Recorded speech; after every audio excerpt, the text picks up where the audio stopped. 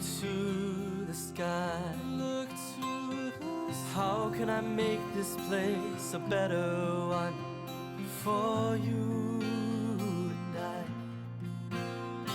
Protect our future, protect our land, protect our children, give them a hand, protect our oceans, protect our sand, protect our mountains. Why can't we all just understand?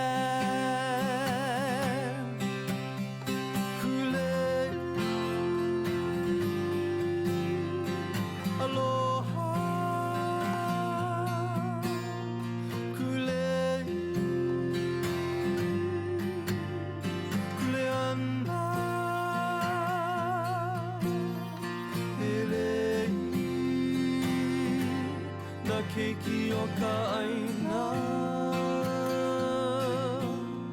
Hele na hea nui. Aloha and welcome to the 4th episode of Sustainable Aloha. Now, in the first 2 episodes, we talked a lot about the hydrological cycle and the way the water moves around on the island, and how the watersheds impact the health of the ecosystem and the hydrologic cycle.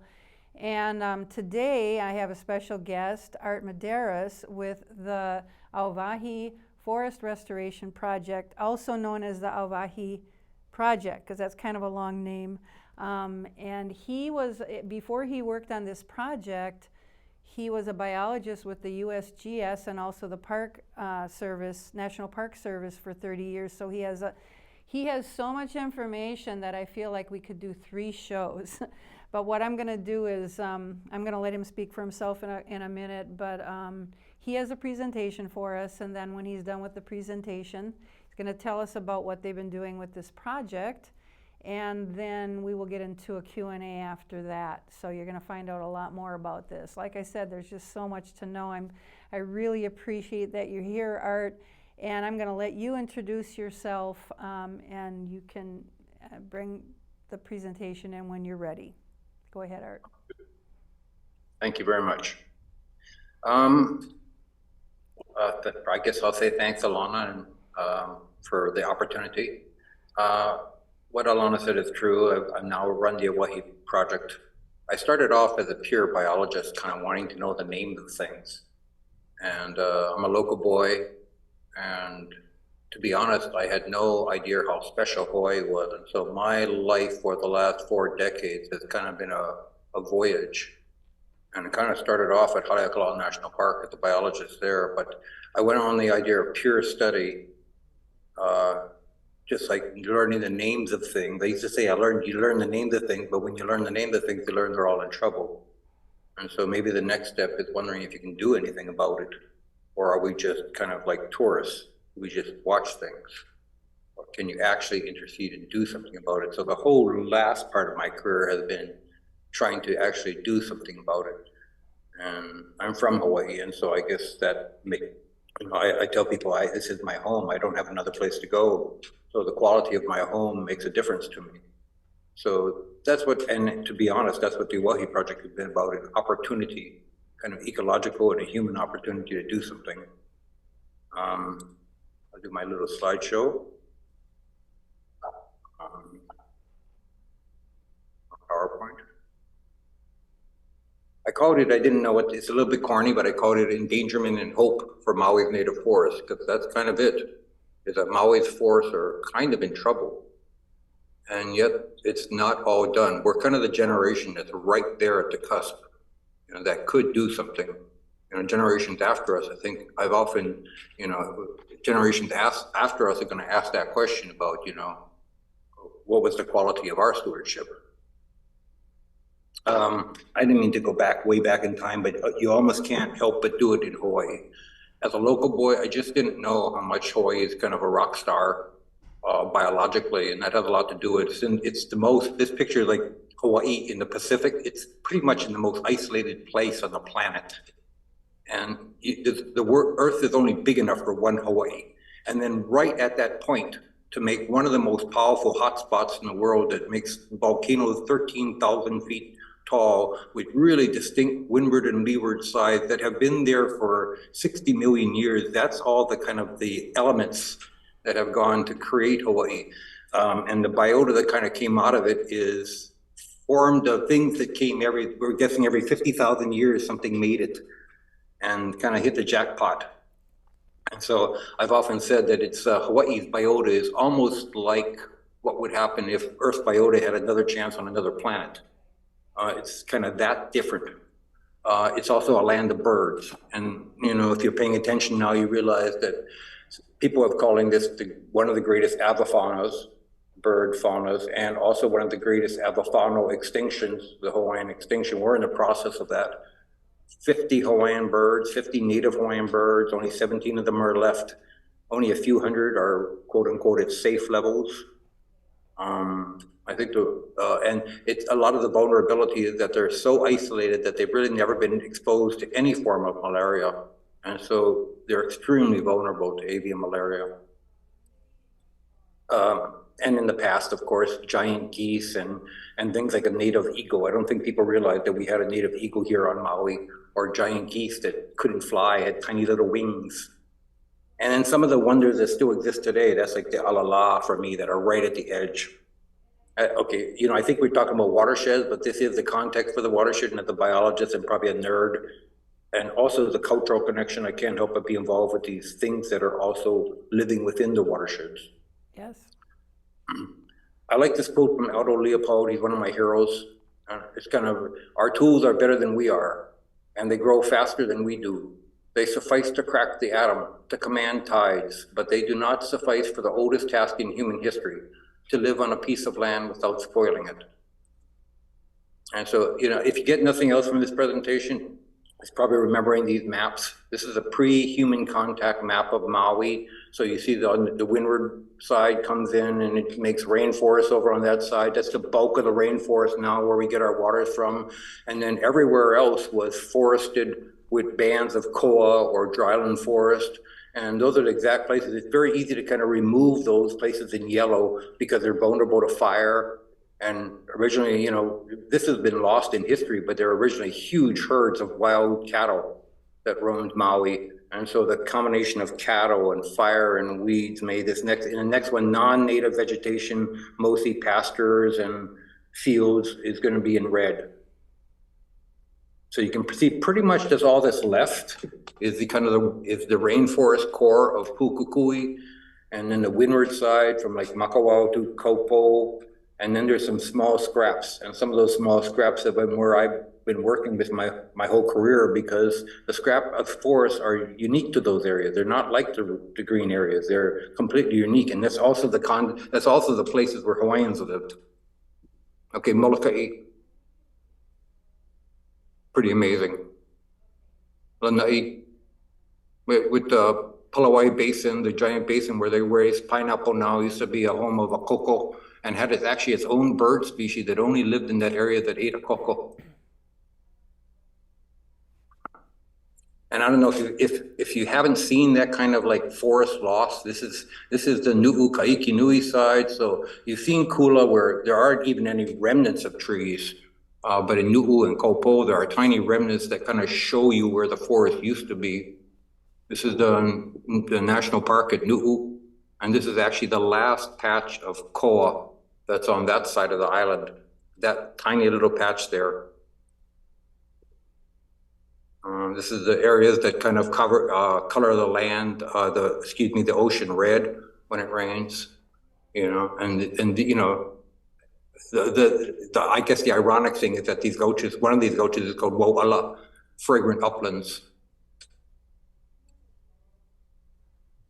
So when this kind of soil loss happens, it's obviously a sign of destruction in the land, but it goes all the way down into the ocean. And you know, Maui's famous for the amount of erosion that comes off of it. You know, just tons and tons of erosion that come off of Maui. It's it's a little embarrassing. My focus started off with Auwahi, and this is a picture taken by one of my teachers in the 60s when he came. He's passed away now, but Auwahi still was in good shape then. You know, when I came, the forest was in kind of what I call ecological free fall. And people told me to walk away from it. They told me, in fact, one of my kumu told me, just take pictures, Art. The trees that are found here, there's 50 types of trees, believe it or not. It's like almost like we coined the term tree museum, you know, or museum forest, because it has all the trees there, just like a museum, but nothing is alive. There's no keiki for hundreds of years. And this is my kumu, Dr. Abbott, who's the famous ethnobotanist, telling me, you know, she told me that the Hawaiian forests were a bahipana, and that they were if the oceans were the refrigerator of early Hawaiians, and the dry forests were the toolboxes. Just some stuff I put together for an ethnobotany report, but basically saying that of the 50 trees, they were essential for the lives of early Hawaiians. They're the kind of the lows, the longs. There's places where you go to get something, a specific something. This is the early forest, 1920. I'll point out the young man in there is William Keiokomalie. He was a Hawaiian. He's a family living in Ulupalakua. And for generations, they've taken an interest in native Hawaiian plants. And so when the famous botanist Joseph Rock came through, they developed a friendship with him. He stayed at their house. They exchanged information about trees, and one of their descendants now works with us program. And so it's just probably 4 or 5 generation lineages of native Hawaiian botanists that are kama'aina to the land. So this is the scene that I came across, which is kind of the grass is African. It's kind of moving up through even, you know, it moves up even through the trees. You can see on the lower pictures, even if cowboys have a kind of a line that if you stand still long enough, it'll grow up your pants leg, you know, because that's kind of what it does. It forms these deep thickets. And so I usually say that forests like this are kind of like almost like an ecological test question about, you know, glass half full, glass half empty. Is this forest brought backable? And this is actually a really nice patch. This is, I know it's a little bit of a non sequitur maybe, but this is the first bloom flight that there ever was. And I've showed this kind of like, because that's where the point where we're at with ecological restoration, where we actually don't know if we can cure ecosystems, if we can bring them back and have them be semi-resilient. You know, when they had their first bloom flight, they thought, oh, maybe it brings insanity. Or maybe animals that fly can't, you know, they can't walk again afterwards. That's the unknown, you know, and that's kind of where we're at. We tried bravely at the beginning, like one of my New Zealand friends said, you tried and you didn't even know what, you know, you didn't know what you were doing. You just tried the best thing you could think of, you know, and the best thing we could think of was trying to put back in the habitat. And it worked dramatically. I have to say that, you know, it worked dramatically till you could start to see the results on Google Earth. This was Google Earth from the very early days. It was like, wow. In the beginning, I've said it before, but I've told people, I made it square for a reason deliberately, that I wanted people to see it. I thought from inner island flights, I never thought that I would see it.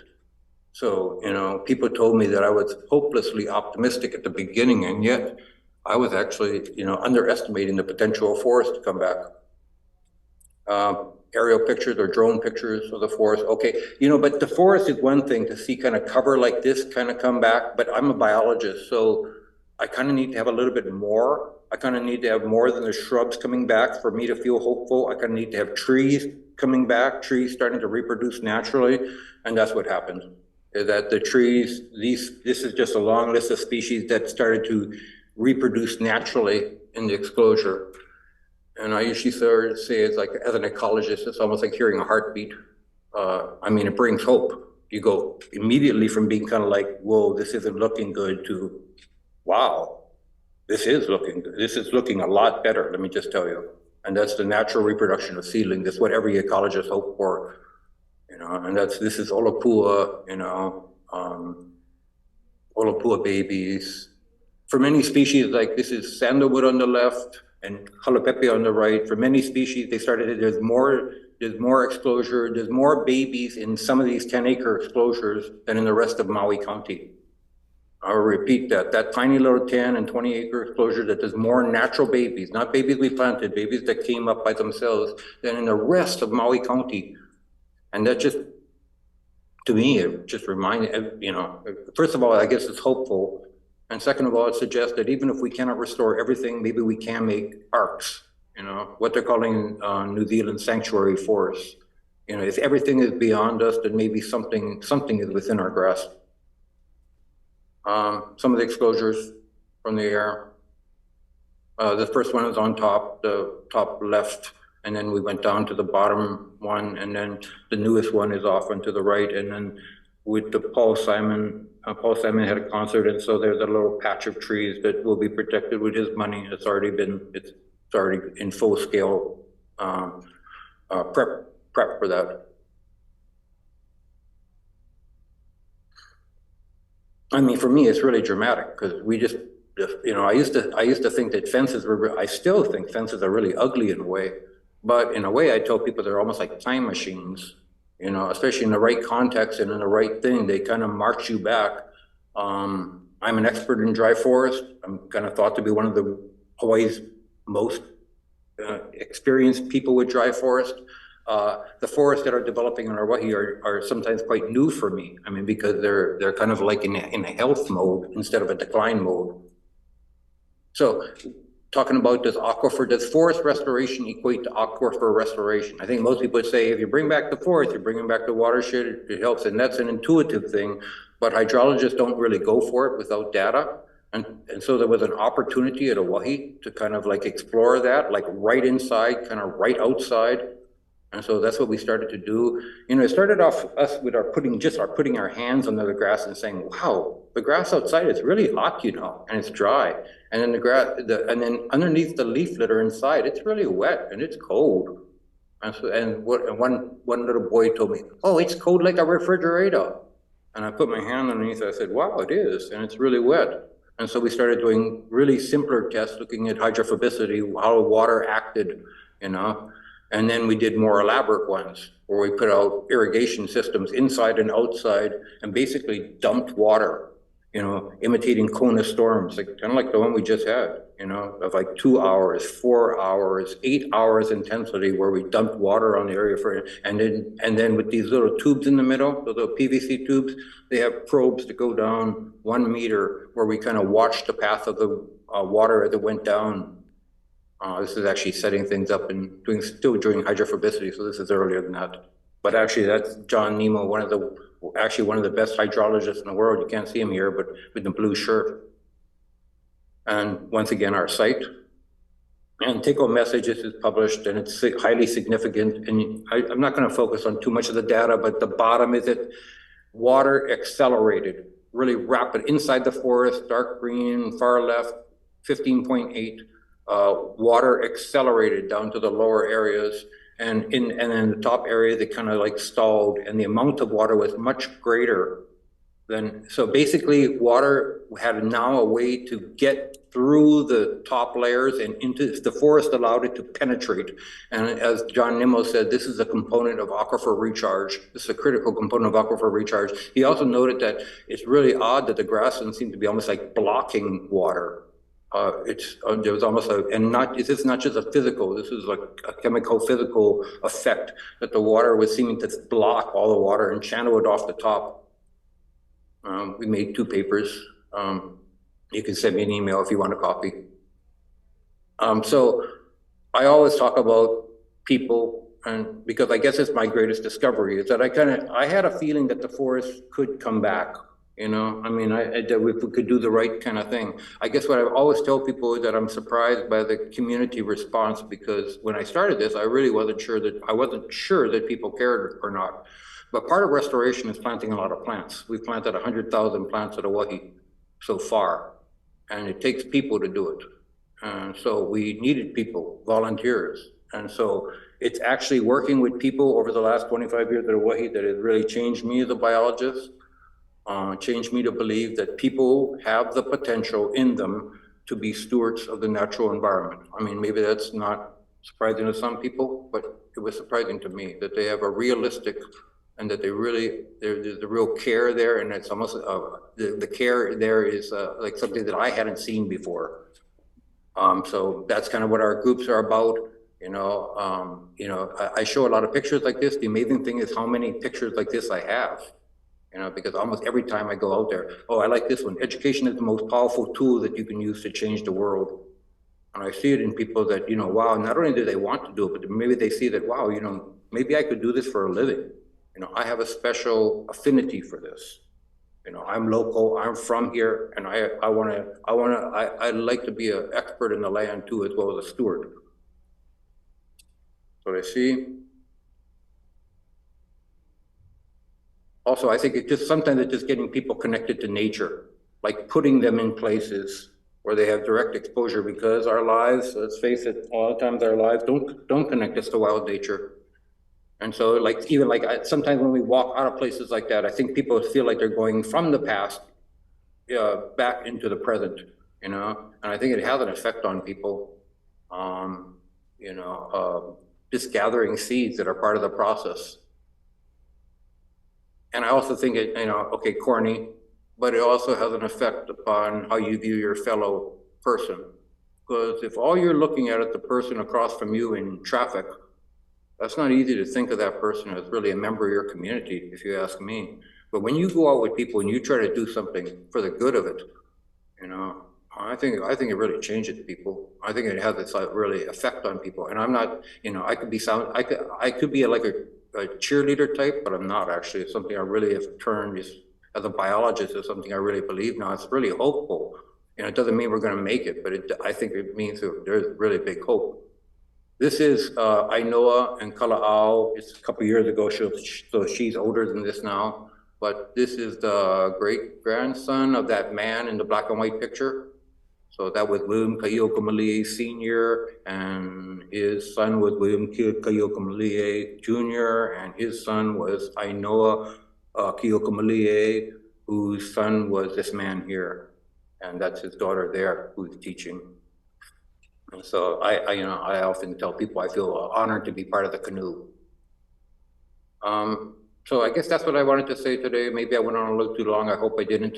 If you want to know anything else about us, it's www.auwahi.org.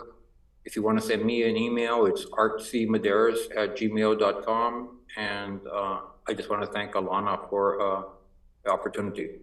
Alana, I hope I didn't talk too long. No, absolutely. I was glued to that the whole time. I love that presentation. I didn't see it before I saw it just now. That's fabulous. You really packed a lot in there. So I do have a couple things I wanted to ask about. And before we get into this, I am the cheerleader type. And I'm going to be asking Art a bunch of questions now, but I do want to mention, because the time is right now, that I believe that we all are stewards. If we're living here, we need to ask our soul, ask our hearts, our higher power, what is our stewardship on this island? And that's one of the reasons I do what I do, is to try to get people educated so that they know that there's opportunities out here. And I really think that the Forest Project is one of the most prolific, as far as actively really doing something that has all of this valuable insight that he talked about in his presentation into how things work. Just the feeling of working with other people, being close to the land. There's so many different things that you can get involved in. And I plan to have a page on my website, sustainablealoha.org. I do have that in my digital magazines. I have volunteering and, well, it's pretty much, I think mostly volunteering opportunities in a section called Kuleana. So I plan to transfer that over to my website also, so that I can list all the different opportunities and you can check into them and find out how you can contribute. This is really important. That's why Art and I do what we do. We're trying to show people how wonderful this is, and once again, that word steward comes in. We are only stewards of this place. So Art, I wanted to ask you, I think I came across something that says you have about 1,700 some members of your organization? I think it's 1,700 people. I think maybe it's higher now. I think it's like 1,900 people that have come up over the years. And so that's, yeah. Oh, so that's more like the number of people that have actually worked. So is Yeah, there a difference between being I a would say member or being a volunteer where you actually go and plant? I'm sorry, I think a member basically means that you've come up before. We send out a couple of thousand emails. I would say our really strong core is a couple of hundred people. But to be honest, we can't get every trip that we've run for the last years has always been filled. And I think it's frustrating for people that they sometimes can't get a seat at Auwahi. Yeah, I But that's kind just, of thought that. I've heard that before. So you have to take transportation with your participants to the location. You're doing this in coordination with the Ulupalakua Ranch, correct? that's correct. That's one of your. Their primary, they let us on the land. They had no, they didn't have any responsibility to let us on the land. They wanted to do the right thing, and within discussion with the ranch, that they said, hey, we would like to do the right thing here, and they gradually started giving us more and more land. The reason why we can't take more people up there is we only have a certain number of four-wheel drive vehicles. Right, yeah, that's the reason for it, okay. I remember hearing that through the years, yeah. We're gonna get another four-wheel drive and be able to take more people, but I said once, let me just say, I said once to a New Zealand colleague, I said, we haven't had an empty seat in years, and I thought it was a sign of success. And he said, then you're a failure. And I said, what? And he said, people want to get into the mountains to help, and you're not getting them there, you're a failure. Now, it's a rough attitude, of course, but there's some truth to it, is that if people want to get into the mountains to help, and there's kind of only a narrow little pipe to get there, it's just a pipe that needs to grow over the years. It's just what you're talking about. That pipe needs to grow, and we need to get more vehicles, more programs need to happen, more ahupua'a need to find areas that they want to protect, that they maybe can. I've always had this dream that every ahupua'a, every moku could have their own project on Hawaii. There's like 12 moku on Maui, and then the moku fight each other to come to their moku, protect us, and then we'll feed you lunch or something. Isn't that what they used to do? I think they used to do that. They used to kind of share labor too. So that's interesting. Yeah, it's a new version of old ways. Right. Isn't that interesting? I've often wondered what it looked like. I actually talked about that in my first it was the second episode, but I was talking to Mia, who is one of the interns here.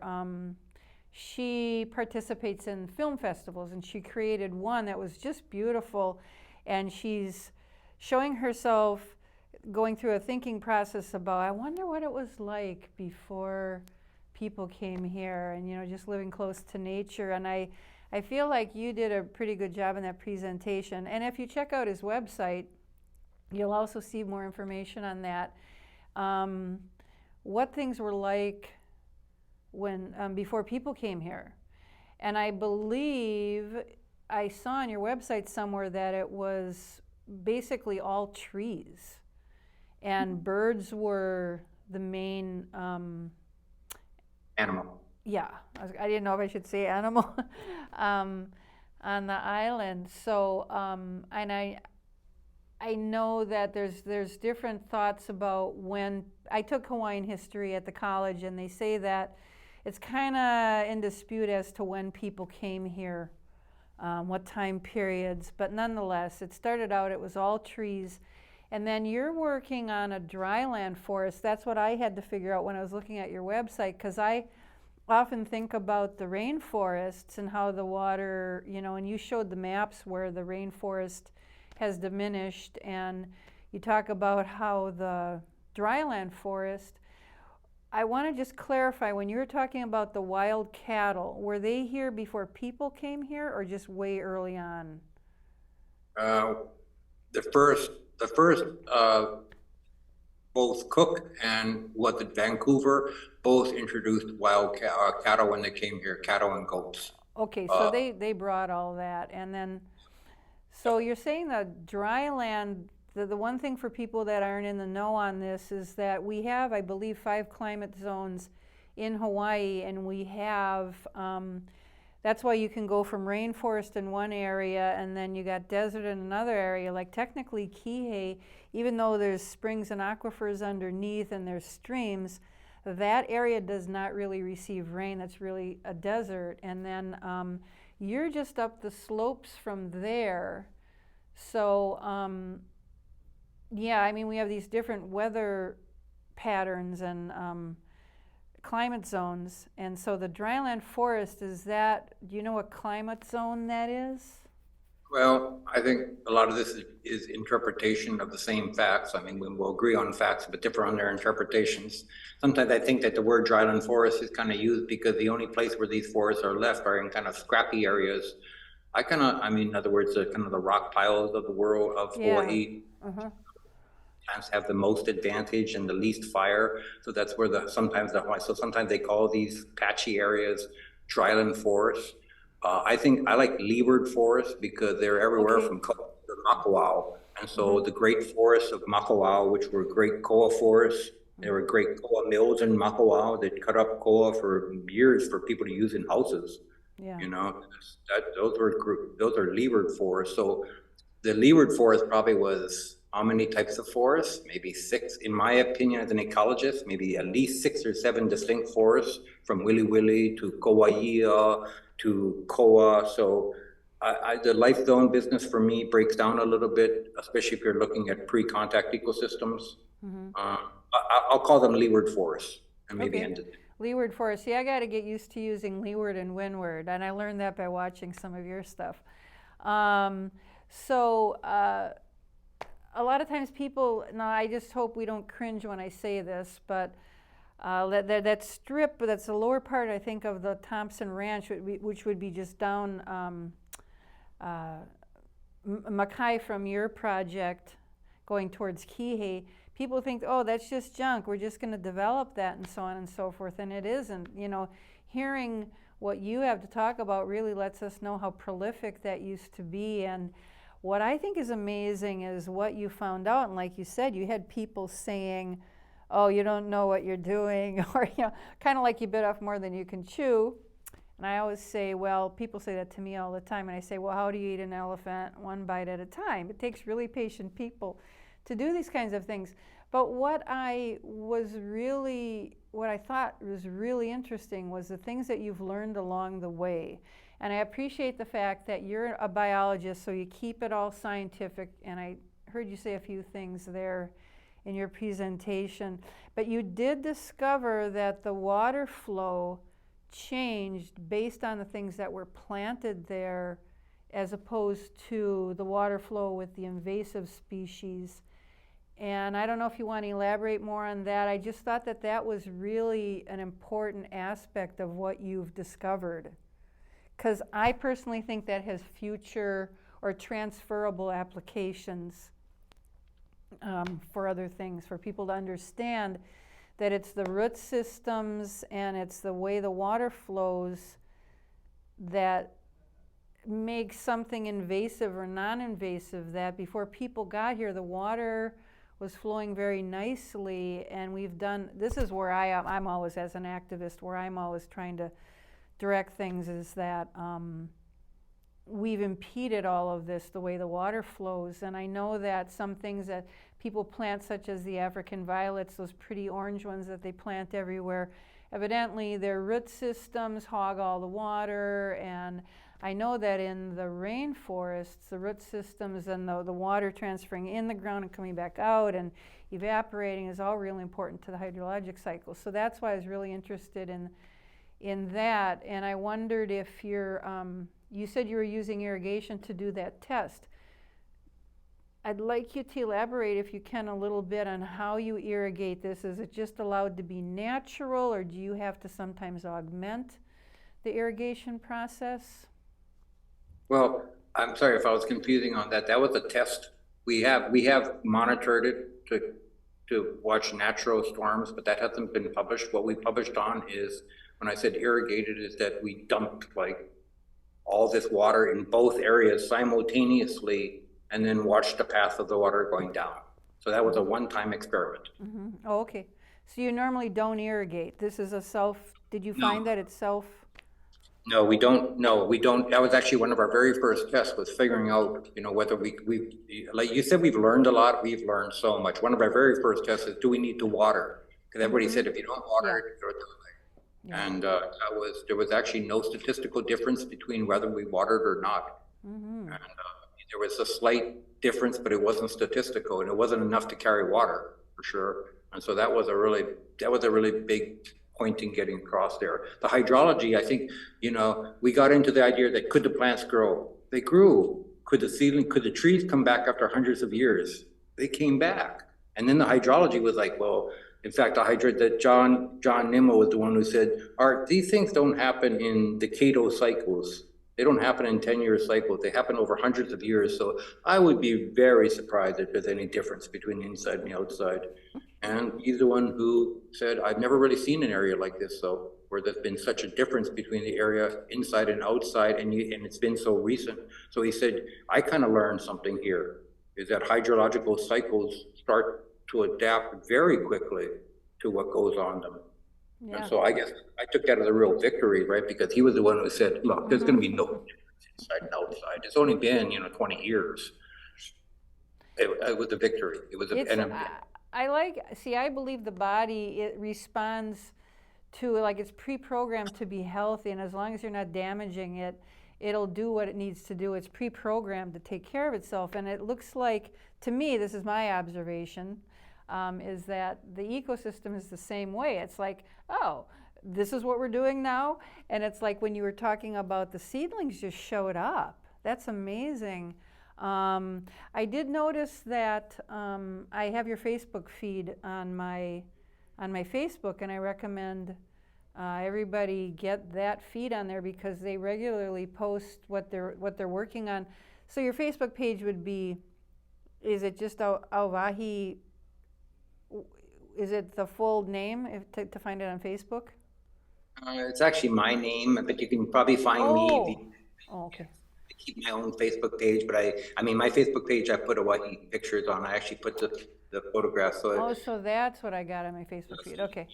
It's either my page, and it's Auwahi. I think I can't remember which of the. To be honest, I'm not the person. Oh, you'll find it. You'll find it. Just find it and get on there and watch what they're doing. I noticed the recent thing that you guys were doing was you were propagating some seeds. What was that? Yep. There was like 30,000. You want to tell us about that? I'm just so excited because it's one of the major trees of all Hawaiians, leeward forest, Olapua. It's been fading away, so I always tell people it's almost like the Toyota of the forest. It's kind of really common, but it's really high quality, and it really forms the backbone of the forest. And yet, many years, it's in the olive family, it doesn't make any seeds, and this year was the biggest year that anybody ever saw. So typical, I put out the word, people got together, we gathered, and we actually found a way, just like similar to gathering olives, where you can put a sheet below the tree and whack it with. Catch them. But when I say whack it, it's really interesting because you learn how to whack it at just the right way, because the ones that are ready to go, and they all follow that. So with that method, we collected like 30,000 seeds.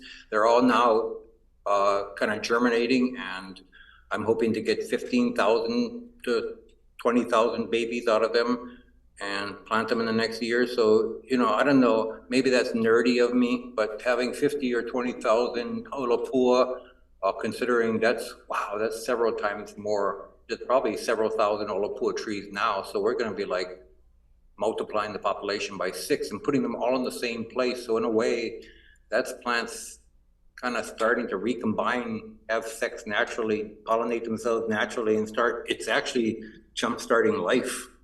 And so I'm proud, and I'm proud of that. That's amazing. I used to have really bad problems with my feet. They're a lot better. I hope maybe I can get out there, but like you said, it's kind of hard to. I really would love to see the place sometime. I can't even thank you enough for your efforts. So I personally don't like it when people fuss about stuff, but I gotta fuss. I mean, I just cannot believe the scope of this project and the things that you're discovering. I really appreciate it. So I realize that we could probably do, like I said, there's so much about this topic to talk about. I wish we could do more. I wish we had more time. But thank you so much for tuning in to Sustainable Aloha. And I don't know if Art has any closing comments. Do you have any closing comments, Art? I'll say that before I wrap up the show. Just say thank you, Alana. You're so welcome. Okay, so check out our websites. Please get involved in any way. Like I always say, check your heart, check your soul, check it with your higher self. What is your part? What do you want to steward in your time here on Maui to give back to this beautiful place that is amazing? And I think with a lot of the new efforts, it's going to get even more amazing. So check out auwahi.org or sustainablealoha.org, and there's different ways you can get involved. And we'll see you next time. Aloha.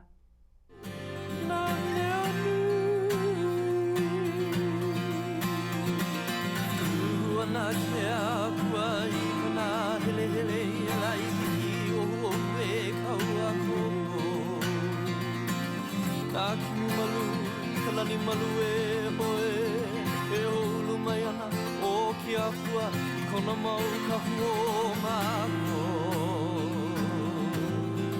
Mako noi, o mako noi, o mako noi Kulei Honu